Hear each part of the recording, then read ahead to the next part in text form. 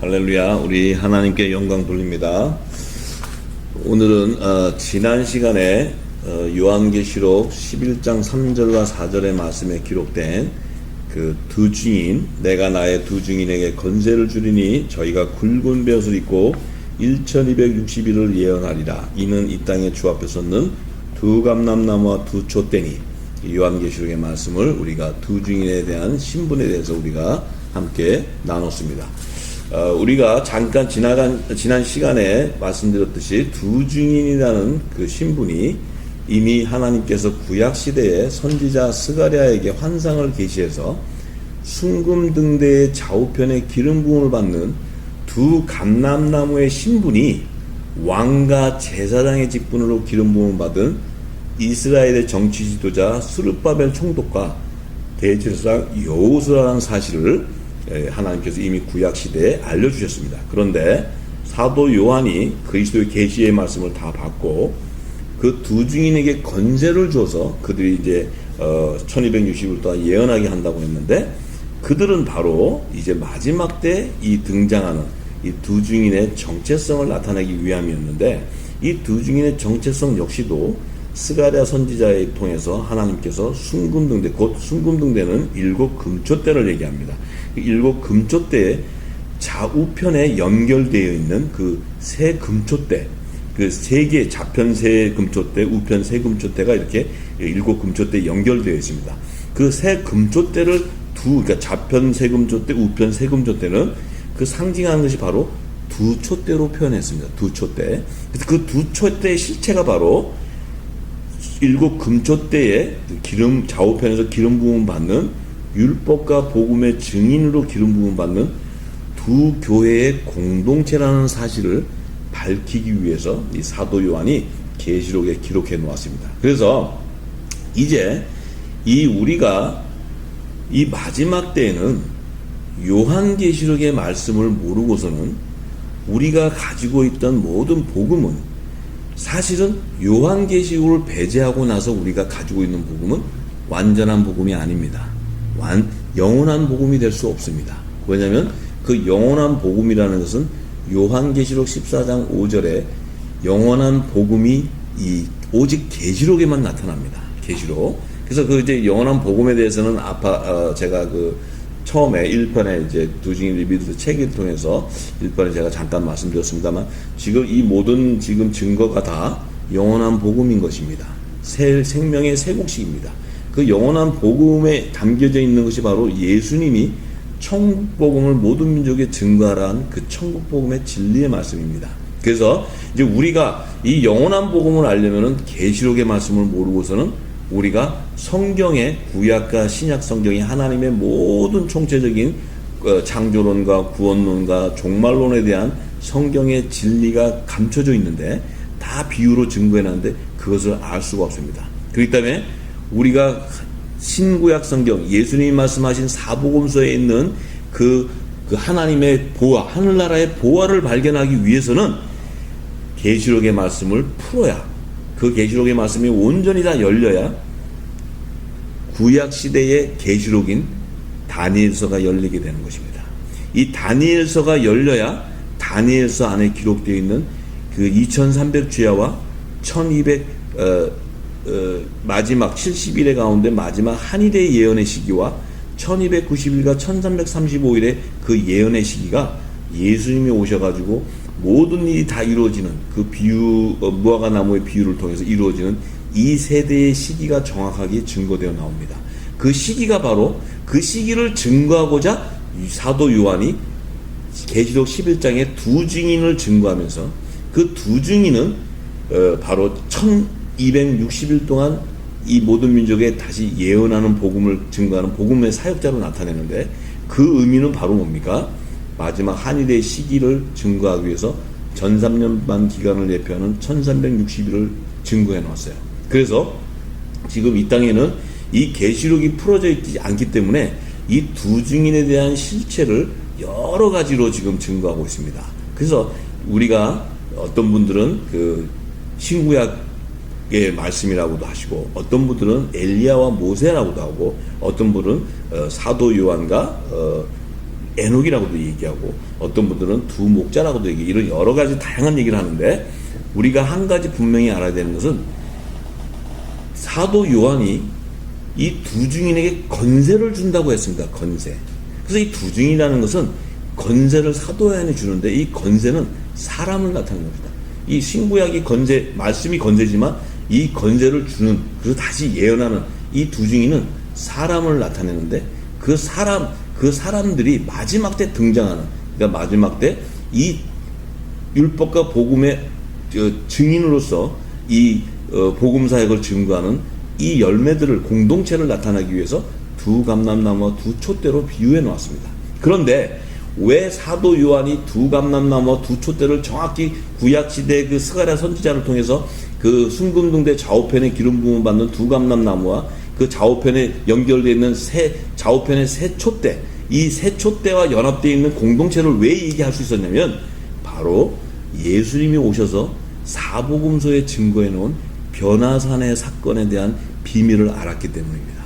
그래서 오늘은 이 예수님이 증거하신 변화산의 그 사건을 통해서 이 사도 요한이 증거해 놓은 두 증인의 실체, 정체, 이 두 감람나무와 두 촛대, 이제 두 촛대는 율법과 복음의 공동체로서 나타나는데 그 비밀을 예수님께서 변화산의 이 사건을 통해서 다 증거한 사실들을 오늘 밝히고자 합니다. 그래서 우리가 구약 시대에 참 그 말씀을 들으면 굉장히 어렵게도 생각이 들지만 사실은 계시록의 말씀도 우리가 전혀 접하지 못하고 듣지 못했던 말씀들이기 때문에 우리가 이해하기가 굉장히 어려웠어요. 그런데 이 말씀이 다 풀어지면 굉장히 쉬운 말씀이에요. 어려운 말이 아니에요. 그리고 이 말씀을 쉽게 이해할 수 있도록 예수님이 이미 사복음서에서 다 비유로 다 이 말씀하시고 기적과 표적으로 다 나타내셨어요. 그래서 그렇다면 우리가 사복음서에 있는 예수님이 증거하신 그 비유와 그 기적과 표적의 예수님이 행하신 것을 우리가 모르고 있다는 겁니다. 예수님이 하신 말씀을 모르고 있다는 것은 우리가 천국복음에 대한 진리의 말씀을 모른다는 거예요. 그 천국복음의 진리의 말씀을 모르기 때문에 우리가 계시록에 증거되어 있는 영원한 복음을 알 수 없었던 것입니다. 그래서 이 모든 것이 지금 다 증거되어 나가는 것들이 바로 다 천국의 비밀을 나타내는 것이고 이것이 바로 영원한 복음에 대한 실체를 드러내는 것입니다. 그래서 오늘 이번 시간에는 예수님께서 변화산의 사건을 통해서 7 금촛대의 좌우편에 기름 부음을 받는 두 촛대를 상징하고 있는 좌우편 세 금촛대, 그러니까 좌편에 세 금촛대가 연결되어 있고 우편에 세 금촛대가 연결되어 있습니다. 이 가운데 있는 금촛대는 예수님을 상징한다고 제가 말씀했습니다. 예수님 그 가운데는 성령의 기름을 나타내는 금기름을 나타내는 감람유를 부을 때 이 가운데 금촛대 관을 통해서 좌편과 우편 세 촛대에 연결되는 관으로 기름이 부어져서 거기서 지속적으로 이제 불을 밝히는 것입니다. 그렇기 때문에 그 불은 바로 하나님의 말씀입니다. 빛입니다. 그래서 이게 빛이 바로 하나님께서 첫 언약과 새 언약으로 율법과 복음의 그 말씀을 증거한 것을 빛으로 증거하는 것입니다. 그것이 바로 예수님이 오셔서 다 하신 말씀들을 성령께서 기름 부음을 주신 그 율법과 복음의 그 공동체들이 이 마지막 때는 이 모든 구약과 신약의 모든 것을 다 드러내는 것을 나타내는 것입니다. 그래서 오늘은 이 사도 요한이 두 촛대의 실체를 증거하고자 그 성경적 근거를 메시아로 오신 예수님께서 이제 공생의 기간 동안에 12제자, 많은 제자들이 있었지만 70인의 제자도 있고 많이 있었지만 12제자를 택하셔서, 근데 꼭 12제자들 중에서도 유독 야고보, 베드로, 야고보, 요한 이 세 제자들을 가장 아주 예수님께서 아주 천국의 비밀을 나타내는 그 표적과 기적과 그 비유를 말씀하실 때 꼭 이 세 자들을 함께 거기다 동참시킵니다. 그래서 지금 이 땅에는 그 성경을 연구하시는 신학자분들도 왜 이 세 사도들만을 유독히 예수님이 사랑하시고 그들을 데리고 다녔나? 또 예수님이 하시는 모든 그 행적들, 그 기적을 다 보여주셨나? 그것을 굉장히 궁금해하고 있는데, 사실은 그 예수님께서 세 제자를 데리고 다닌 것은 이 일곱 금초대에 대한 비밀을 드러내기 위한 것이었습니다. 그 일곱 금초대 안에는 하나님의 구속사가 다 증거되어 있어요. 하나님의 구속사는 구약과 신약 안에 율법과 복음 안에 모든 것이 다 증거되어 있는데, 예수님이 와서 복음으로 그 율법을 완성해 주었지만 그 완성하는 천국 복음 안에 바로 하나님의 구속사의 총체적인 실체가 다 담겨져 있습니다. 그것을 나타내시고자 예수님은 이미 그것을 다 아시고 그 12 제자들 중에서도 베드로, 야고보, 요한을 데리고 다니셨는데, 지금 이 변화산의 사건에서도 예수님이 이제 이 세 제자를 데리고 갑니다. 그래서 지금 이 땅에는 이 변화산이 어디냐, 지금 이 예수님 높은 산을 데려가는 것이 어디냐, 헐몬산이다, 여러 가지 있습니다. 좋습니다. 그 모든 것들이 다 중요한데, 더욱 중요한 것은 그 헐몬산과 그 산이 이 우리를 구속하는 것이 아니고, 그 예수님께서 그 높은 산에서 변화하시고 그 구속사의 계시를 보여주신 그 비유와 기적과 그 표적 안에 하나님의 의가 바로 깨달아질 때, 그 구속사의 비밀을 깨달아질 때 그 말씀이 바로 우리를 영생을 구원한다는 것입니다. 그래서 그 말씀을 아는 것이 중요한 것이지, 이스라엘이 중요하고 예루살렘이 중요하고 또 그 어떤 이 예수님이 제자들을 데리고 가는 헐몬산이 중요한 것이 아닙니다.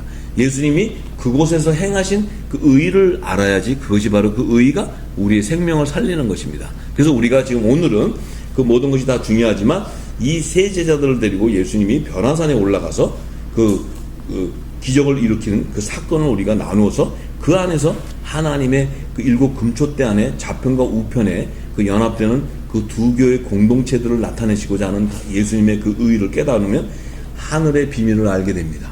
천국의 비밀을 알게 됩니다. 영원한 복음의 실체를 알게 됩니다. 그래서 우리가 지금까지 가졌던 그 복음과 지금 예수님이 하시는 이 증거들을 우리가 비교 분석해 봐야 되고, 우리가 다 점검해 봐야 됩니다. 만약에 예수님이 하신 그 비유와 이것을 모른다면 분명히 얘기했습니다. 죄사함을 얻지 못한다고 얘기했습니다. 하나님 나라의 비밀을 내가 증거하는 이 비밀을 제자들에게는 허락했지만 그 외인들에게는 허락하지 않은 것은 그들이 보아도 보지 못하고 듣지 못하기 때문이라고 얘기하셨습니다. 그것은 곧 죄사함을 받지 못한다고 얘기했습니다. 영생에 이르지 못한다는 것입니다. 그것이 바로 예수님이 증거하는, 내가 이른 너에게 말하는 영이요 생명이, 그 생명의 말씀, 바로 진리의 말씀인 천국 복음, 영원한 복음을 얘기하는 것입니다. 영원한 구원의 복음을 얘기하는 것입니다. 그래서 우리가 분명히 그것을 분명히 알아야 어떤 누구도 우리를 구원할 수 있는 것이 아닙니다. 예수님이 오셔서 새 언약으로 새 언약의 중보자로 오셔서 예수님이 전하는 그 생명의 말씀을 알아야지만 우리가 예수님을 말미암아, 그리스도를 말미암아 아버지께로 갈 수 있는 거예요. 할렐루야. 그래서 예수님께서 내가 길이요 진리요 생명이라고 얘기하셨어요. 일단 예수님이 말씀하신 그 말씀을 모른다면 우리가 가지고 있는 것은 진리의 복음이 아닌 것입니다.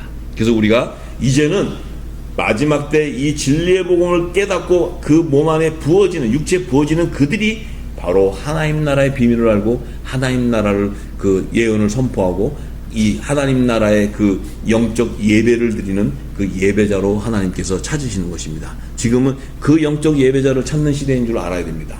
그들을 찾는 것이지, 우리가 이 땅에서 무슨 목사님이다, 장로님이다, 집사님이다, 권사님이다, 이런 직분을 가진 자를 찾는 것이 아닙니다.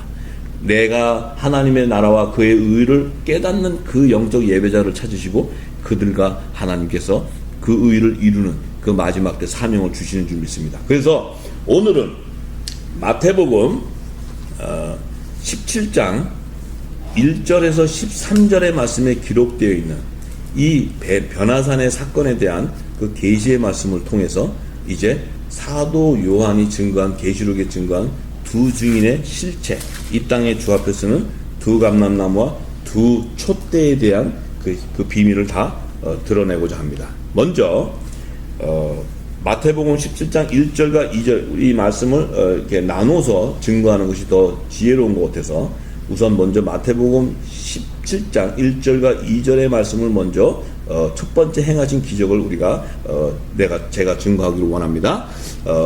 마태복음 17장 1절과 2절의 말씀에 엿새 후에 예수께서 베드로와 야고보와 그 형제 요한을 데리시고 따로 높은 산에 올라가셨더니 저희 앞에서 변형되사 그 얼굴이 해같이 빛나며 옷이 빛과 같이 휘어졌더라 이렇게 말씀하셨어요. 자, 그래서 이 말씀 중 1, 2절 말씀 안에는 사실은 예수님이 마지막 때 시온산에 지상재림 하셔서 그분이 당신이 하늘나라의 그 통치자인 것을 나타내는 그 뜻을 다 증거해 놓은 말씀입니다. 그래서 이 지금 첫 번째 그 예수님이 세 제자를 데리고 그 산에 가셔서 첫 번째 행하신 기적이 바로 뭐냐면 그 세 제자들 앞에서 예수님이 이렇게 변형되셨어요. 그 얼굴이 해같이 빛나고 옷이 이렇게 빛과 같이 휘어졌어요. 예수님하고 같이 올라갈 때는 예수님이 항상 다니시던 그 옷을 입고 올라갔어요. 올라갔는데 그 변화산에 올라가자마자 예수님이 그 옷이 빛나며 옷이 빛과 같이 휘어지고 그 얼굴이 해와 같이 변했다는 거예요. 그러니까 이 제자들이 같이 올라갔다가 그 예수님이 변한 모습을 보고 그들이 놀라는 거예요.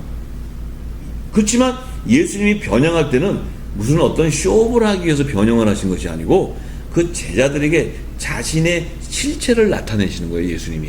왜냐하면 이 땅에서 예수님이 오셨을 때는 이 베들레헴에서 탄생하셨지만 메시아로 탄생하셨지만 그분이 자란 곳이 나사렛이라는 거예요.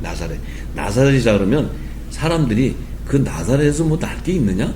그런 나사렛 그 가난하고 그 불품없는 그런 동네에서 무슨 왕이 나겠느냐? 이렇게 무시할 정도로 그 아주 초라한 동네에서 예수님이 나오시고 또 예수님이 의복을 멋있게 입고 나오시지 않고 정말 이렇게 초라한 옷을 입고 나오신 것을 보고 이 제자들이 3년 반 공생일 때 같이 다니면서 그 예수님의 모습을 봤어요. 봤는데 이 변화산, 이 높은 산에서는 예수님의 모습이 다 변해버렸어요.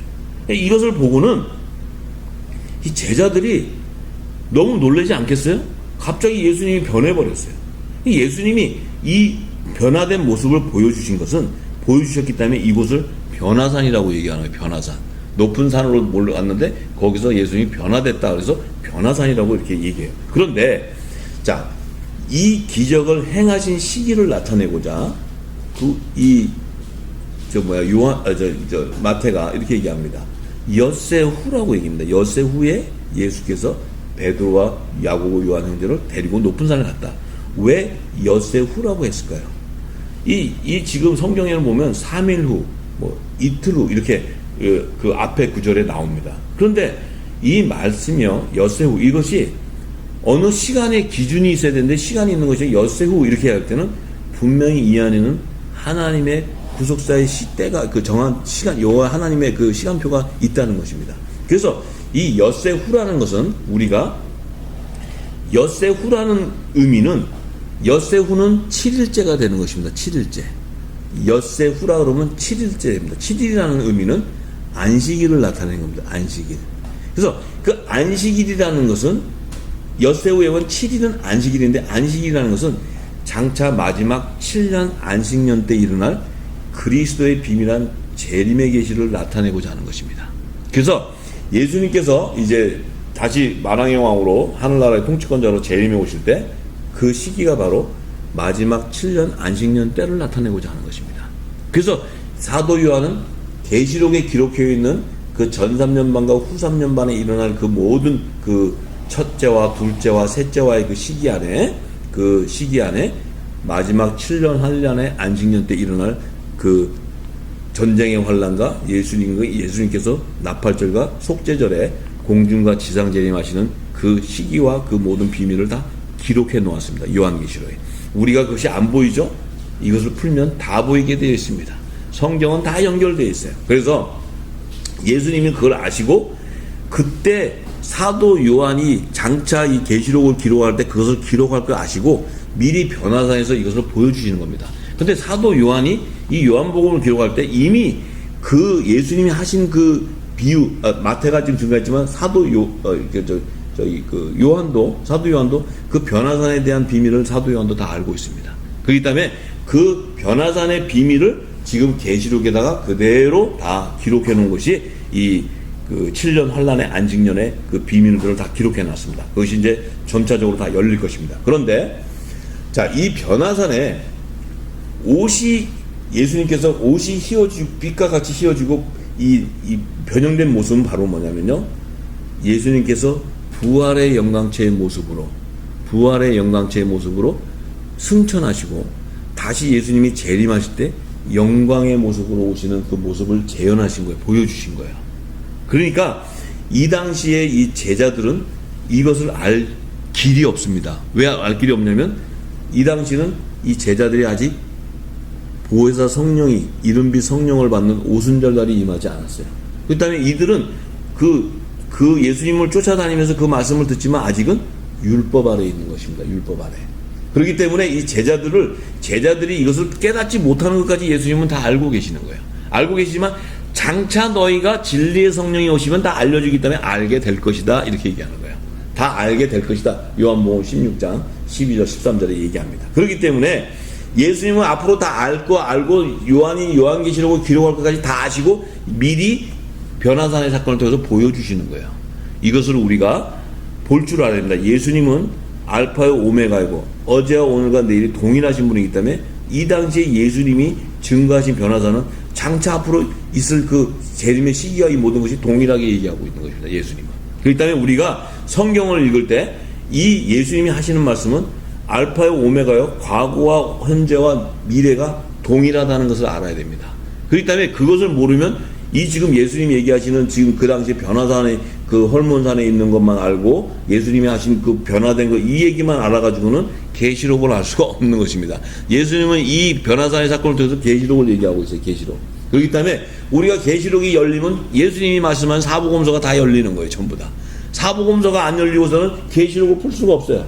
사복음서에 증거가 있어야지만 계시록이 그 다니엘서와 구약과 신약이 연결되는 맥이 바로 예수님이 말씀하신 사복음서예요.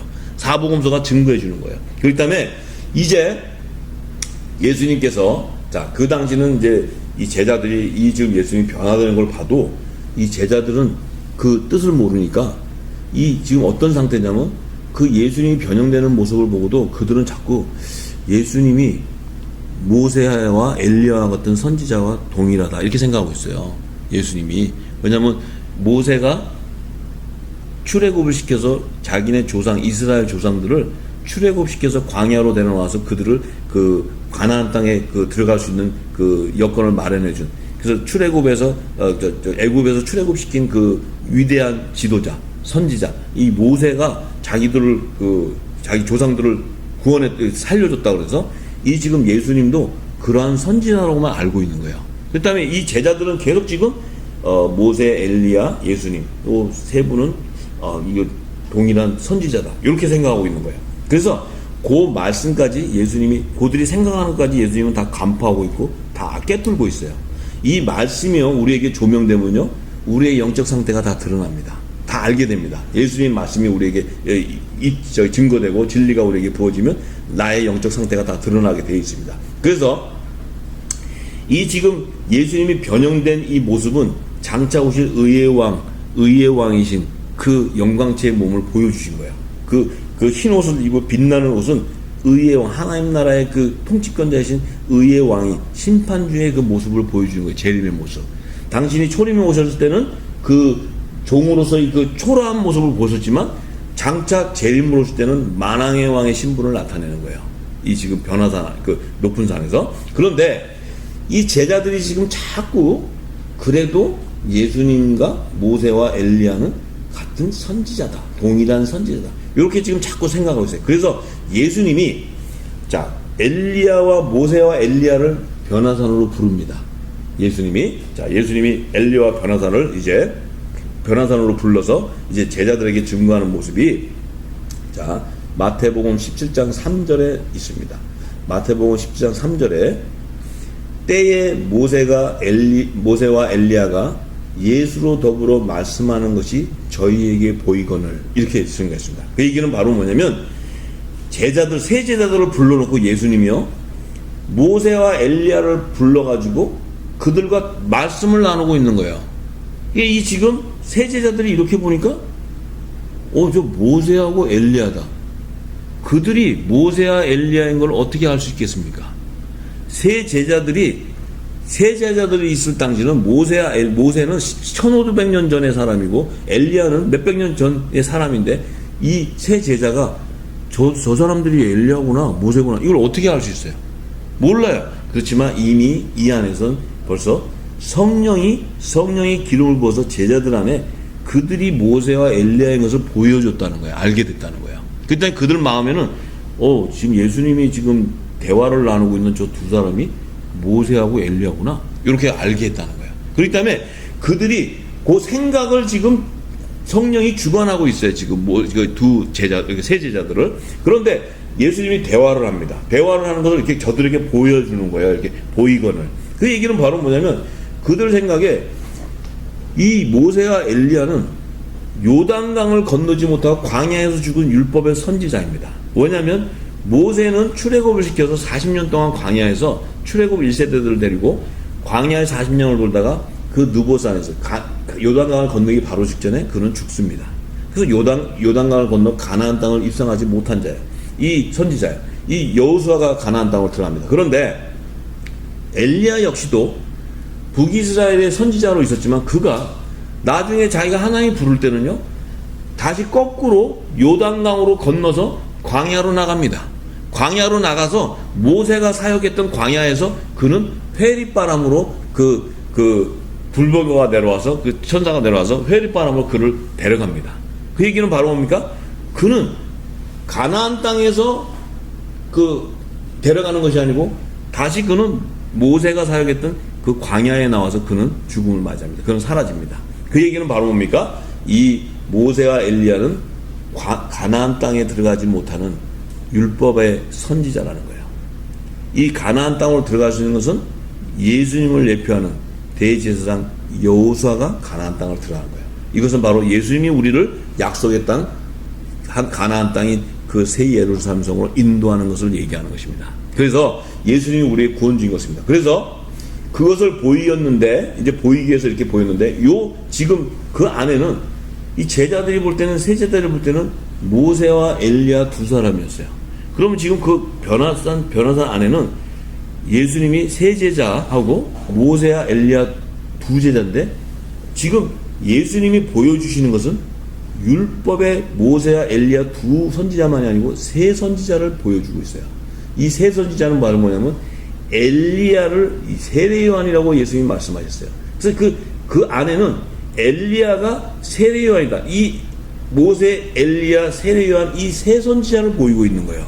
이 비밀이 그 안에 감춰져 있습니다. 왜냐하면 이 세 제자를 보이는 이유는 일곱 금초 때에 우편의 세 관이 연결되는 세 금초 때와 좌편의 세 관이 연결되는 세 금초 때를 율법의 세 선지자 모세, 엘리야, 세례 요한 또 복음의 사도 베드로, 야고보, 요한 이 세 제자들과 세 선지자들을 비유로 보여서 이 일곱 금초대에 대한 하나님의 구속사의 비밀을 드러내보시고자 하는 겁니다. 그 비밀이 그 안에 감춰져 있다. 이 성경은요 이 감춰놨어요. 이 비밀을 그 하나님의 그 구속사의 실체를 모르면 이 비밀을 알 수가 없습니다. 이것이 바로 어디서 나타나냐면 마태복음 17장 12절과 13절에 마태복음 17장 12절과 13절입니다. 그 변화산 사건의 그 맨 마지막 12절 13절에 보면 예수님이 이렇게 말씀하셨습니다. 내가 너희에게 말하노니 이 변화산에서 지금 얘기하는 겁니다. 엘리야가 이미 왔으되 사람이 알지 못하고 임의로 대우하였도다. 인자도 이와 같이 그들에게 고난을 받으리라 하시니 그제야 제자들이 예수의 하신 말씀 것이 세례 요한인 줄 알았다고 얘기해요. 세례 요한. 자, 예수님은 지금 그 엘리야를 지금 모세와 엘리야를 보여주시면서 예수님이 너에게 말하는데 이 엘리야가 이미 왔으되 사람이 알지 못하고 임의로 대우했는데 인자도 이와 같이 그들에게 고난을 받는다고 하시니까 제자들이 그때서야 예수님이 말씀하신 그 엘리야가 세례 요한이었구나 이렇게 알게 된 거예요. 그래서 이 변화산 안에서 하나님 예수님이 모세와 엘리야를 불러서 대화를 하고 있는 것은 이 제자들에게 이 엘리야는 이미 왔던 세례 요한인 것을 나타내 주는 거예요. 그래서 그 안에 모세, 엘리야, 세례 요한 이 세 선지자가 있는 것을 예수님이 드러내 주시는 거예요. 근데 이 비밀은 지금 이 땅에 아무도 모르고 있어요. 그 왜? 일곱 금촛대의 비밀이 안 열렸기 때문에 그걸 모르는 거예요.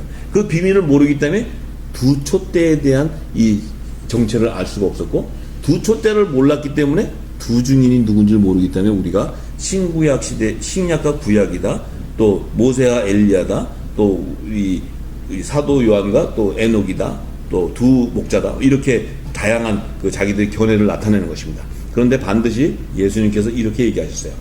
이 세 선지자와 세 제자, 이 세 복음의 사도를 보여주신 것은 이 엘리야를 예수님이 뭐라고 하시냐면 마태복음 11장 13절과 14절에 모든 선지자와 및 율법에 예언한 것이 요한까지니 만일 너희가 즐겨 받을진대 오리라 한 그 엘리야가 곧 이 사람이니라, 이렇게 얘기했어요. 그게 바로 예수님이 엘리야를 보내준다는 그 엘리야가 바로 이 세례 요한이다, 이렇게 얘기해 주신 거예요. 예수님이 증거해 주셨어요, 세례 요한을.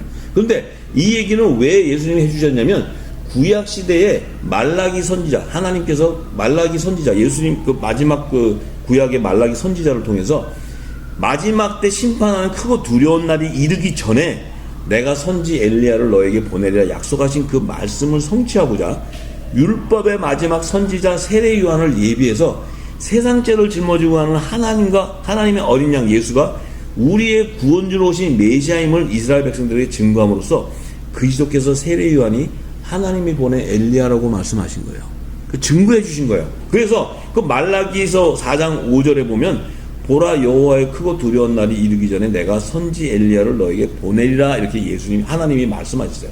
이 하나님 말씀하셨습니다. 이 말씀하신 것은 사실 여호와 하나님도 예수 그리스도를 나타내는 것입니다. 그런데 이 예수님이 오셔서 말라기 선지자에게 엘리야를 보내리라 하는 그 엘리야가 바로 세례 요한이다, 이렇게 증거해 주셨어요. 직접 얘기하셨어요. 그렇기 때문에 이 변화산에서 모세와 엘리야, 예수님께서 세례 요한까지 불러가지고 셋을 보여주면 간단하게 우리가 알 수 있는데 예수님은 모세와 엘리야만 불러가지고 얘기하시고 제자들에게 이 엘리야가 바로 세례 요한이다, 이렇게 얘기하니까 제자들이 그때서야 이 엘리야가 세례 요한인 것을 알게 됐던 거예요. 예수님 말씀하신 증거를 깨닫게 된 거예요. 그래서 이제 예수님께서 그 얘기를 하시고 나서 이 제자들이, 그래도 제자들은 몰라요. 깨닫지 못합니다.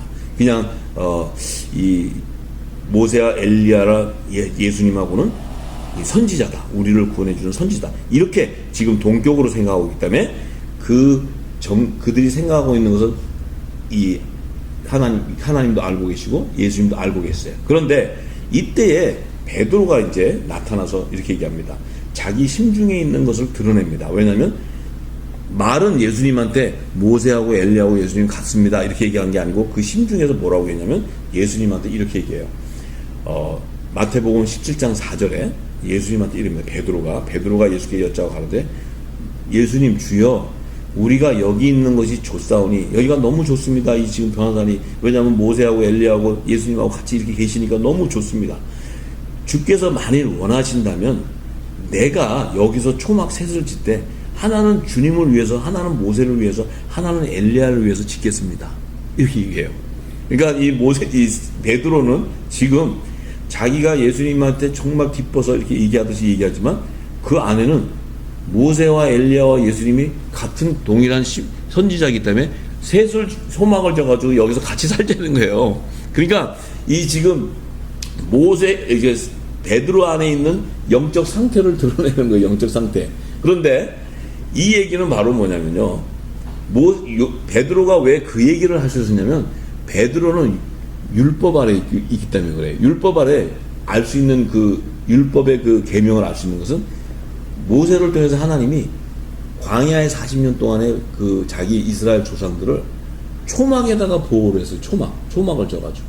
그래서 하나님께서 초막절에 대한 예언을 말씀하시면서 그 초막절에 그 광야의 그 초막에 거한 자들을 얘기하는데, 이 지금 초막절 여호와의 절기의 비밀을 베드로가 전혀 모르면서 그냥 율법 아래서 이 하나님이 말씀한 절기를 얘기하는 거예요. 그런데 이 절기는 앞으로 이제 다 나타나지만 이 초막이라는 것은 지금 하나님의 후사들과 종들이 기록되어 있는 생명책에 기록된 자들이 지금 들어가는 곳이 아니고 이것은 일반 계층인 하나님 나라의 일반 시민이 들어가는 초막절의 예언을 모르고 있는 거예요. 그렇기 때문에 이 지금 베드로가 지금 얘기한 초막셋을 짓는다는 것은 엉뚱당치도 않는 말을 하고 있는 거예요. 그러니까 예수님이 얼마나 웃겠어요. 예수님이 장차 만왕의 왕으로 와서 지금 납발절과 속죄절에 어린 양의 생명책에 기록된 아들과 종들을 추수하고 또 천년왕국 시대의 그 초막절의 예언을 성취하기 위해서 일반 백성들을 추수하는 이 하늘나라의 그 통치권자로 오시는 분한테 모세, 엘리야하고 예수님하고 함께 그냥 여기서 초막절로 삽시다. 그러니까 이 얘기는 거꾸로 얘기하면 예수님도 천년왕국 시대에 우리랑 같이 이 초막에 사시죠. 이 얘기랑 똑같은 얘기예요. 이런 웃지 못하는 그 성경의 진리를 모르면 웃지 못하는 사태가 지금도 일어나고 있습니다. 이것은 곧 우리 이 땅에 있는 지금 우리가 복음으로 나왔다 해도 예수님 말씀하신 천국의 비밀을 모르기 때문에 우리가 율법 아래에서 지금 그 복음을 깨닫고 있다고 생각하는 거예요. 그래서 우리가 지금 율법 아래에 있는 그 상태를 모르고 우리가 가진 이 무궁곡식을 가지고 있는 것이 참 복음인 줄 알고 있는 거예요. 그래서 그러다 보니까 이 땅에 있는 우리가 가진 우리가 가지는 영적 상태로는 베드로가 증거한 것이 똑같이 증거하고 있어요. 지금 똑같이. 그렇다면 우리가 이 변화산의 사건을 통해서 우리가 깨달아야 되는 것은 예수님이 새 선지자와 새 사도들을 그 제자들을 불러서 보여주신 것은 일곱 금초대 안에 하나님의 구속사의 비밀을 실체를 드러내고자 하시는 거예요. 이것은 성막론이 열릴 때 그 성막론, 성소와 첫째 성소와 그 둘째 지성소 안에 비밀이 드러날 때 이 일곱 금초대를 통해서 하나님이 드러내는 구속사의 실체가 나타나게 됩니다. 그것을 나타날 때 더 구체적으로 나타나지만 지금 예수님이 변화산에서는 그들을 보여주기 위함이다. 그래서 나팔절의 성물과 속죄절의 성물로 거둬서 하나님께 드리는, 화제로 드리는 그 어린 양의 생명책에 기록된 자들, 율법과 복음의 공동체의 실체를 드러내고자 예수님께서 변화산에서 새 제자와 새 선지자를 나타내 주시는 거예요. 그래서 우리가 그 비밀을 분명히 알아야 됩니다. 그래서 이제 지금 상황이 있지만 이 제자들이 깨닫지 못하고 있기 때문에 이제 하나님께서 친히 나타나십니다. 하나님께서 마태복음 17장 5절에 그 말을 하고 있을 때 호련히 빛난 구름이 저희를 덮으며 구름 속에서 소리가 나서, 이거는 하나님의 음성입니다. 하나님의 음성. 소리가 나서 이는 내 사랑하는 아들이요 내 기뻐하는 자니 너희는 저의 말을 들으라. 저 예수의 말을 들으라. 이렇게 얘기한 거예요. 하나님께서. 자, 이 얘기가 바로 뭡니까? 이 얘기가 바로 새 제자들이 생각하고 있는 율법 아래 모세가 준 그 무궁곡식을 버리라는 얘기예요. 하나님이. 너희가 갖고 있는 무궁곡식을 버리고 내 아들이, 사랑하는 내 아들이 새 언약의 중보자로 내가 보낸 그 아들이 전하는 새 언약의 새 곡식의 말씀을 들으라는 거예요. 그 생명의 새 곡식의 말씀이 바로 천국 복음을 얘기한 천국 복음. 그것을 들으라고 지금 하나님이 직접 새 제자들에게 음성으로 지금 하나님이 지금 말하는 거예요. 이들이요, 그걸 듣고 엎드려서 그야말로 어떻게 할 줄 모르고 떱니다. 이 제자들이 떱니다. 그래서 이 얘기가 참 많은 말씀이지만 이 시간 관계상 우리가 다 증거할 수는 없고, 이 얘기는 바로 뭡니까? 이 제자들, 우리도 마찬가지입니다. 이 음성을 들어야 됩니다. 예수님이 하신 그 천국 비밀, 천국의 비밀, 천국 복음, 그 진리의 말씀으로 다 돌아가야 돼요. 그 말씀을 다 들어야 됩니다. 이제 그 말씀의 그 실체를 알려면 예수님이 말씀하신 사복음서의 그 비유와 그 기적과 표적의 그 모든 말씀들을 다 드러내면요, 다니엘서와 계시록의 말씀이 다 증거됩니다. 그 다니엘서와 계시록의 말씀이 다 열리면은요, 신구약 시대의 창세기부터 계시록의 말씀이 동일하게 다 구속사의 실체가 다 드러나게 되어 있습니다. 그것을 모르고서는 우리가 구원받았다고 얘기하면, 구원은요 우리가 받았다고 해서 받아지는 게 아닙니다. 구원의 실체는 예수님이 공중재림에 오실 때 들림받는 자가 구원받는 자예요. 그 다음에 예수님이 구원받지 이 땅에서 환난을 통과하는 율법의 공동체들이 예수님이 시온산에 지상재림하실 때 그들을 추수할 때 시온산으로 야곱의 남은 자손, 율법의 공동체들이 그들이 구속함을 받고 14만 4천이 들어가는 그들이 그 구원을 받는 거지, 우리가 구원받았다고 얘기할 수 있는 게 아니에요. 그것을 알기 위해서는 예수님이 말씀하신 생명의 이 천국복음의 진리의 말씀, 영원한 복음을 다 알아야 됩니다. 모르고서는 절대로 우리는 그 구원받았다고 얘기할 수 없습니다. 왜냐하면 성경의 진리는 예수님의 말씀이 드러나면 구속사의 실체가 다 드러나기 때문입니다. 그 다 드러나면요, 우리가 가지고 있는 구원의 복음하고 예수님이 증거한 구원의 복음하고는 다른 것을 알 수 있습니다. 그렇기 때문에 우리가 이 마지막 때는 그것을 분명히 우리가 그것을 다시 점검하고 말씀 속으로 다시 들어가야 됩니다. 모든 걸 듣고 예수님이 하신 그 진리의 말씀으로 들어가서 묵상하고 그 연구하고 그 안에서 그 말씀을 주야로 묵상해서 그 말씀 안에서 성령이 기름 부어줘서 그 말씀을 다 깨닫게 해주셔야 됩니다. 그럴 때 누가 가르쳐 주는 것이 아니고 진리의 성령이 다 성경에 기록되어 있는 그 하나님 나라의 비밀한 보화가 다 드러나게 되어 있습니다. 그럴 때 우리의 믿음이 성장하고 단단한 그 장성한 자가 되는 것입니다. 그럴 때 이제 하나님의 음성을 들은 이 제자들이 엎드려서 막 심히 두려워해요. 마태복음 17장 6절에서 8절 말씀에 이 제자들이 그 음성을 듣고 막 심히 두려워해서 예수께 나와서 저희에게 예수께서 이제 두려워하고 막 떨고 있으니까 예수께서 나와 저희에게 손을 대시며 가라사대 일어나 두려워 말라 하신데, 제자들이 눈을 들어 보니까 오직 예수 외에는 아무것도 보이지 아니하더라, 이렇게 증거했어요. 왜 그럴까요? 하나님이 이 말씀하시고 나서 새 선지자는 사라지게 해버렸어요. 예수님과 그 변화산에는 예수님과 새 제자만 남았어요. 왜 그럴까요? 이 묵은 곡식을 가졌던 율법의 선지자들은 가나안 땅에 들어가지 못하고 그들은 광야에서 죽었기 때문에 그들은 사라지게 되는 거예요. 예수님이 남아있는 것은 새 언약의 중보자로서 생명의 양식을 줄 자이기 때문에 예수님을 그곳에 오직 예수님만 남겨져 있는 것이고, 그러면 왜 새 제자는 안 없어졌어요?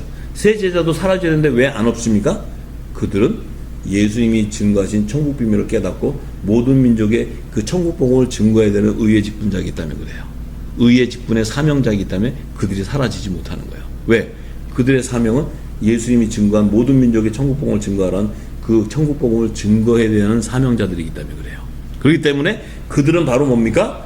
하나님의 나라의 유업을 열 후사들이기 때문에 그래요. 하나님의 자녀들이기 때문에. 예수님도 하나님의 독생자로서 오셔서 그 하나님의 그 의를 다 그 천국 복음을 증거했지만 그 말씀을 받는 작은 예수, 이 작은 예수의 사명은 그 예수님 주신 말씀을 받아서 깨닫고 그 말씀을 다시 모든 민족에 증거해야 되기 때문에 그들은 사라지지 않고 예수님과 함께 연합을 이루는 거예요. 연합을 이루는 것을 나타냅니다. 이 얘기는 바로 뭡니까? 이 장차 어린 양의 혼인잔치에 예수님과 한 몸으로 연합을 이루는 복음의 공동체들을 나타내기 위한 것입니다. 이들이 바로 예수님과 우편 보좌에 연합되는 자들이에요. 이들이 바로 예수님과 함께 동참하는 하나님 나라 유업을 이룰 하나님의 아들들이기 때문에 그래요. 복음의 아들들, 빛의 사자들이기 때문에 그들은 사라지지 않는 거예요. 그러면 이 새 선지자는 그러면 사라지고 영향을 주십니까?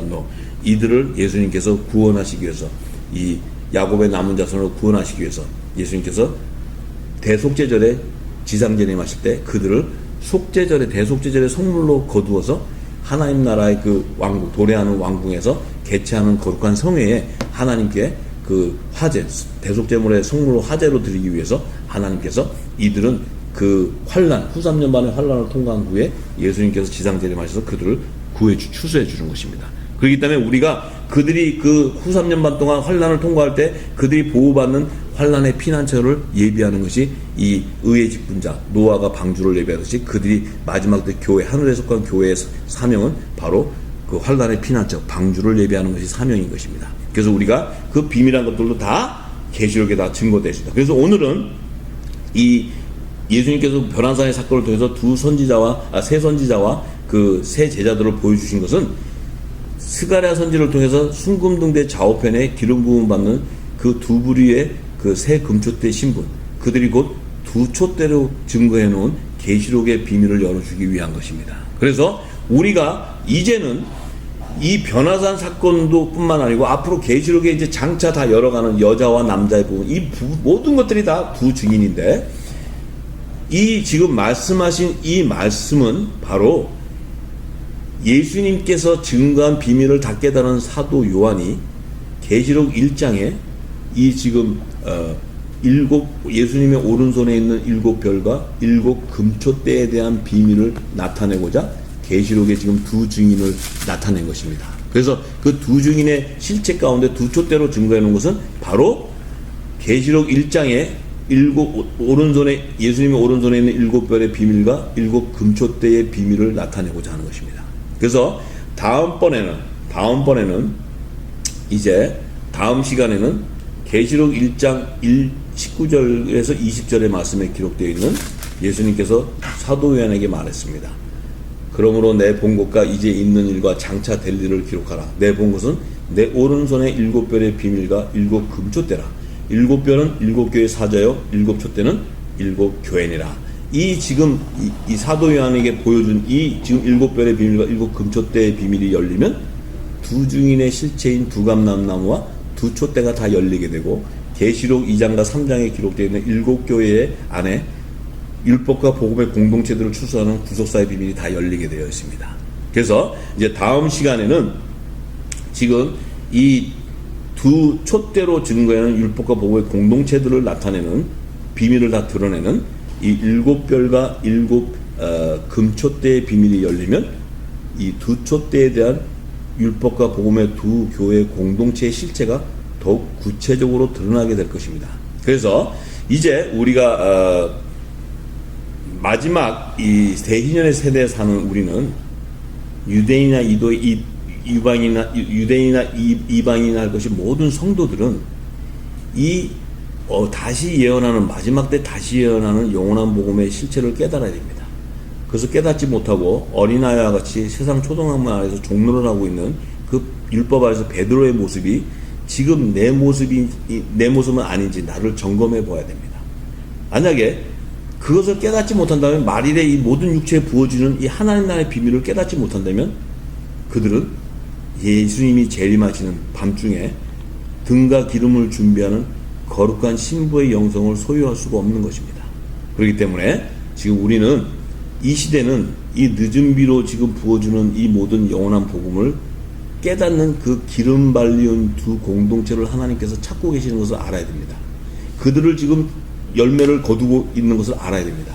그래서 마지막 때 성령과 진리 안에서 영적 예배를 드리는 이들을 통해 열방의 교회와 성도들의 치유와 회복을 일으키는 대부흥의 역사가 전 세계적으로 일어나게 될 것입니다. 따라서 제가 간구하는 기도하는 것은 열방의 교회와 성도들은 이 마지막 때 모든 육체에 부어주는 늦은 비로 예비해 놓은 성령의 기름 부심을 통해 요한계시록에 기록되어 있는 하나님의 구속사의 모든 실체를 다 정확하게 깨닫고 모든 민족의 영원한 구원의 복음을 다시 예언하는 복음의 사역자들이 되시기를 간절히 기도합니다.